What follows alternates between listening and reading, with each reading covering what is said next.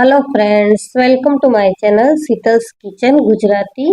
અને આજે આપણે બનાવીશું એકદમ ઢાબા સ્ટાઇલ અને રેસ્ટોરન્ટમાં મળે એવી સુપર ટેસ્ટી દાળ મખની। તો દાળ મખનીની આ રેસીપીનો વિડીયો તમે એન્ડ સુધી જરૂરથી જોજો મિત્રો। અને જો મારી ચેનલ પર નવા હો તો ચેનલને સબસ્ક્રાઇબ જરૂરથી કરજો અને બાજુમાં આપેલું બેલ આઇકન બટનને પ્રેસ કરજો એટલે બધી જ રેસીપીની નવી નવી નોટિફિકેશન સૌથી પહેલા તમને મળે। તો એકદમ ઢાબા સ્ટાઇલ એવી સુપર ટેસ્ટી દાલ મખની બનીને રેડી થઈ છે। તો આ દાલ મખની જે રેસીપી છે એમાં માખણનું પ્રમાણ વધારે હોય છે। તો ચલો શરૂ કરીએ। દાળ મખની બનાવવા માટે અહીંયા મેં અડદની ચોતરાવાળી દાળ અને સાથે રાજમાને 4 કલાક પહેલા પલાળી મૂક્યા હતા। અહીંયા મેં 1 કપ દાળ અને તેની સાથે ત્રીજા ભાગના રાજમા લીધા હતા, મતલબ કે 1/3 ભાગના રાજમા લીધા હતા અને તેને મેં પલાળીને રાખ્યા હતા। હવે સારી રીતે પલળી ગયા છે તો આપણે કુકરમાં એને જરૂર મુજબ પાણી અને થોડું એવું મીઠું ઉમેરી અને બાફી લઈશું। તો દાળ અને રાજમા સારી રીતે બફાઈ ગયા છે। તો આ રીતે આપણે હાથેથી રાજમાને ચેક કરી લઈશું। દાળ તો ફટાફટ બફાઈ જશે પણ રાજમા બફાતા થોડી એવી વાર લાગે છે। તો રાજમા પણ સરસ રીતે બફાઈ ગયા છે અને હવે આપણે દાળ મખની માટેનો સરસ વઘાર કરી લઈશું।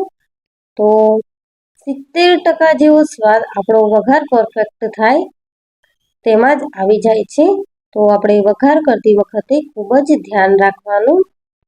અહીં અમે વઘાર કરવા માટે પેનમાં 1 મોટી ચમચી જેટલું ઘી ઉમેરી લીધું છે અને સાથે 2 ચમચી જેટલું અહીંયા મેં બટર ઉમેર્યું છે। હવે ઘી અને બટર બંને મેલ્ટ થાય ત્યાં સુધી આપણે તેને ગરમ થવા દઈશું અને વઘાર કરવામાં સહેજ પણ ઉતાવળ કરવાની નથી। ગેસની ફ્લેમને મીડિયમ રાખી અને આપણે સારી રીતે વઘારને સાતળવાનો છે। તો આ રીતે બટર અને ઘી મેલ્ટ થઈ રહ્યા છે। તો હવે વઘાર માટે આપણે 1 ચમચી જીરું ઉમેરીશું અને અડધી ચમચી હિંગ ઉમેરવાની છે। તો આ રીતે હિંગ અને જીરું સારી રીતે સતળાય તેની આપણે રાહ જોવાની છે। તો બટર અને ઘીમાં બનેલી આ દાળ મખની ખાવામાં ખૂબ જ ટેસ્ટી એવી લાગે છે। હવે વઘારમાં આપણે આદુ મરચાં અને લસણની પેસ્ટ અહીંયા મેં 2 મોટી ચમચી જેટલી ઉમેરી લીધી છે અને એ સતળાઈ ગયા બાદ અહીંયા મેં 3 થી 4 મીડિયમ સાઇઝના ટમેટાની પેસ્ટ કરી લીધી હતી તો એ ઉમેરી છે અને હવે આપણે ટમેટાની પેસ્ટને સારી રીતે સાતળી લઈશું। તો ટમેટા આપણે ચોપરમાં ચોપ કરીને પણ ઉમેરી શકીએ છીએ પણ અહીંયા મેં પ્યુરે કરી લીધી છે। હવે મસાલામાં 1 મોટી ચમચી કાશ્મીરી લાલ મરચું, અડધી ચમચી મીઠું અથવા તો સ્વાદ મુજબ, 1 ચમચી ધાણા જીરું પાવડર અને ચપટી જેવી હળદર ઉમેરીશું।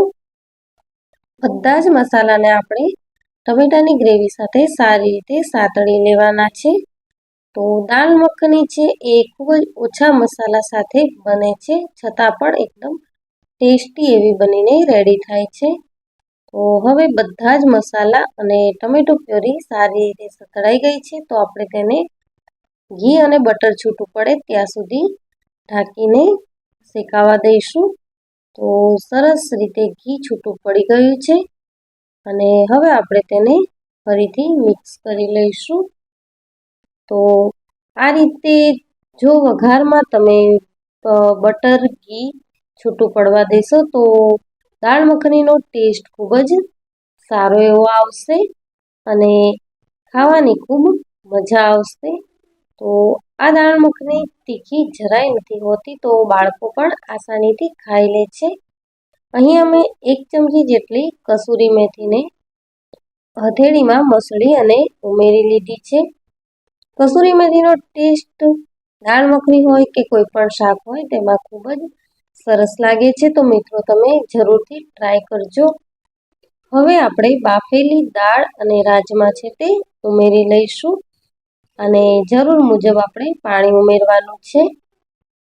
દાળ મખની બહુ જાડી નહીં અને બહુ પાતળી નહીં, એવી દાળ ફ્રાય જેટલું જ એનું થિકનેસ હોય છે, તો આપણે એ રીતે પાણી ઉમેરી લઈશું અને હવે ગેસની ફ્લેમને હાઈ કરી અને આપણે તેને 2 થી 3 વાર ઉકળવા દઈશું. તો દાળ મખની આપણી ઓલમોસ્ટ બનીને રેડી છે. હું અહીંયા ઢાંકી અને 2 થી 3 મિનિટ જેવું તેને થવા દઈશ. તો આ રીતે દાળ મખનીમાં બોઇલ આવી ગયો છે અને દાળ મખની બનીને રેડી થઈ ગઈ છે. આપણે દાળ મખનીને બહુ વધારે ઉકાળવાની નથી, 10 થી 15 મિનિટ જેવું બહુ થઈ ગયું. જેવી રીતે ઠંડી પડશે દાળ મખની ત્યારે તે ઘાટી થઈ જશે અને જો તમને વધારે ઘટ લાગતી હોય તો તમારે પાણી ઉમેરવું અને ન લાગતી હોય તો ગેસ બંધ કરી દેવો. લીલા ધાણા ઉમેરી અને દાળ મખનીને આપણે સર્વિંગ બાઉલમાં લઈ લઈશું. તો મિત્રો, તમને આ રેસીપી કેવી લાગી તે મને કમેન્ટ સેક્શનમાં જરૂરથી જણાવજો અને જો રેસીપી ગમી હોય તો વિડીયોને લાઈક કરજો, શેર કરજો અને મારા ચેનલને સબસ્ક્રાઈબ જરૂરથી કરજો. આ દાળ મખની આપણે જીરા રાઈસ અથવા તો રોટલી અથવા તો પરાઠા ગમે તેની સાથે ખાઈ શકીએ છીએ. ઇવન એકલી પણ આ દાળ મખની ખાવામાં ખૂબ જ ટેસ્ટી એવી લાગે છે. તો સારી રીતે સર્વિંગ બાઉલમાં લઈ લીધા પછી આપણે તેમાં ક્રીમ ઉમેરીશું.